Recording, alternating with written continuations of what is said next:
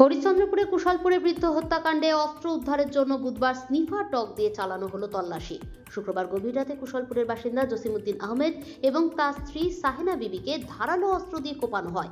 মৃত্যু হয় জসিমউদ্দিনের। এখনও চিকিৎসাধীন রয়েছে তাঁর স্ত্রী।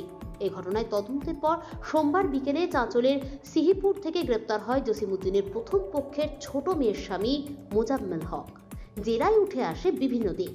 তারপর অস্ত্র উদ্ধারের জন্য আজ বুধবার পুলিশ কুকুর দিয়ে চালানো হয় তল্লাশি। তবে অস্ত্র উদ্ধার করতে পারেনি।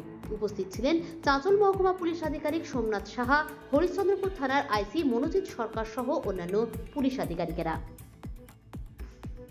আমার তো মনে হয় কি বলবো, একাই করেছি কি করিনি তো আমি সেটা তো বলতে পারছি না, কিন্তু আজ 6 দিন হলো প্রায় ফোন করা, এখনও পুলিশ বা আর কী করছে না করছে কিছু বোঝা যাচ্ছে না। আসছে আবার গাড়ি নিয়ে চলে আসছে, হ্যাঁ, এখানে ওখানে খুঁজে খাজে আবার মানে কিছু বোঝা যাচ্ছে না। পুলিশকে জিজ্ঞাসা করছি, বলছে চলছে চলছে কাজ চলছে, এরকম বলছে।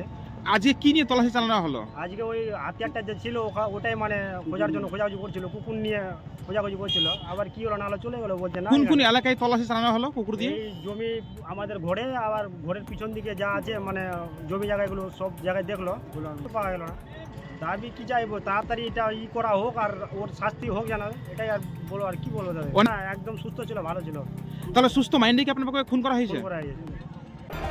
Bureau news Bangla Times.